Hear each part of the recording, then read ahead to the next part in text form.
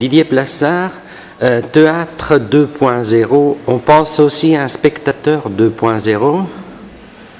Est-ce qu'on pense à un spectateur 2.0? Et le concept a été introduit par Franck Bochard, ancien directeur artistique à la Chartreuse, Centre national des écritures du spectacle à Avignon. Donc c'est un spectateur dont les capacités d'une certaine manière sont augmentées, puisqu'il a à sa disposition un ordinateur sur lequel il écrit immédiatement ce qu'il est en train de recevoir. Il l'écrit, il le décrit, non pas seulement pour son usage personnel, mais aussi surtout parce qu'il l'inscrit immédiatement sur une page Facebook.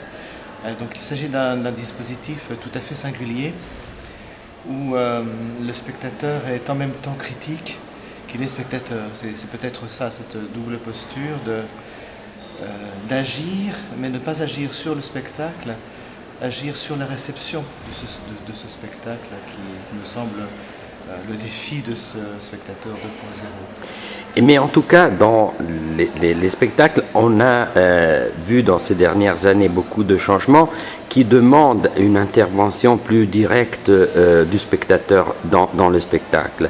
On a vu par exemple dans des performances des spectateurs qui deviennent en quelque sorte des acteurs et qui entrent dans des dispositifs spectaculaires qu'on ne voyait pas il y a quelques années. Oui. Alors, beaucoup de questions se posent parce que beaucoup de dispositifs sont en fait extrêmement différents.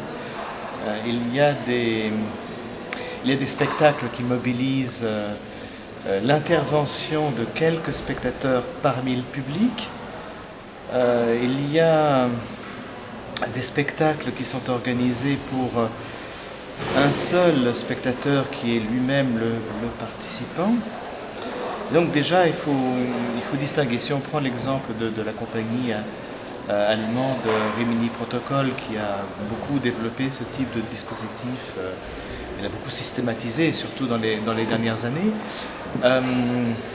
Nous avons à la fois, par exemple, la possibilité de penser à des spectacles où tous les spectateurs sont munis d'un joystick et puis face à des questions qui leur sont posées répondent par oui et par non ou par non en déplaçant donc un avatar personnel qui est projeté sur un écran. Donc, de telle sorte que l'on a une visualisation immédiate justement des réponses apportées aux questions qui sont posées, qui démarrent d'ailleurs de façon très simple. Vous êtes sur le point de naître, est-ce que vous préféreriez être un garçon ou est-ce que vous préféreriez être une fille? Donc on voit les avatars se déplacer sur l'écran et composer comme cela à chaque fois une sorte de visualisation de ces masses de réponses. Il y a un autre type de dispositif à peu près comparable, mais avec une différence importante.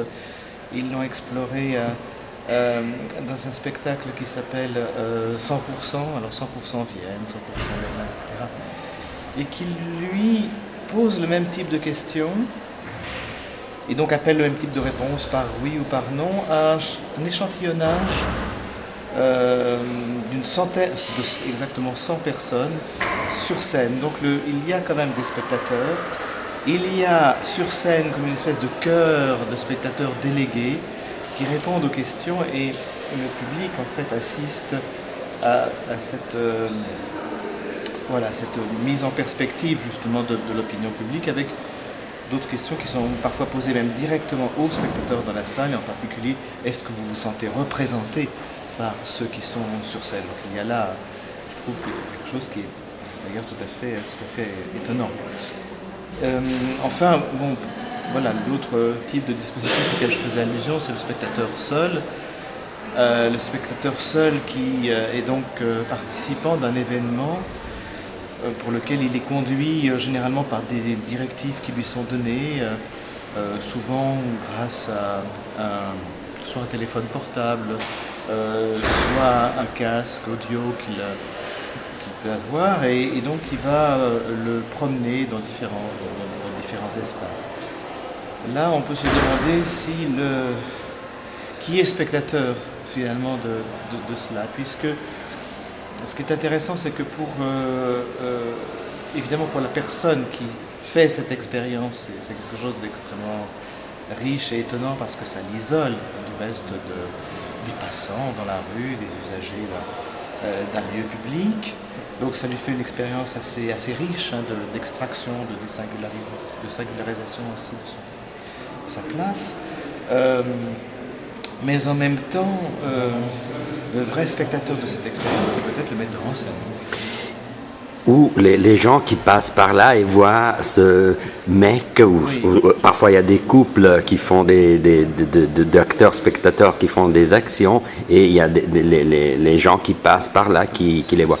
Et est-ce que tu penses qu'il y a une différence de fond entre le spectateur de théâtre dans ces expériences-là et le spectateur du théâtre à l'ancienne, ou du cinéma, ou de la télévision? Il y a quelque chose qui change dans le statut du spectateur là-dedans? Oui, temporairement, bien sûr. Mais je pense qu'on reste tout de même dans le domaine de l'art. Si l'expérience est bien conduite, s'il y a une certaine complexité, si on peut arriver à une vraie richesse, bien évidemment. Je pense qu'il s'agit toujours de cette ancienne fonction de l'art, et fonction fondamentale, qui est celle de modifier notre regard sur le monde. Et simplement, cette modification, elle ne s'opère pas simplement dans l'activité de spectateur assis, participant émotionnellement à ce qui s'accomplit, mais elle passe aussi par une mise en jeu.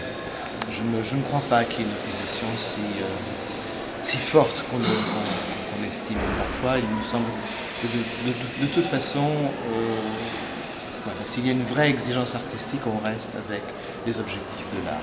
S'il n'y en a pas, on peut basculer dans quelque chose qui est plutôt l'invention de dispositifs ludiques qui ont aussi leur valeur, mais qui sont effectivement moins de l'ordre de la relation artistique.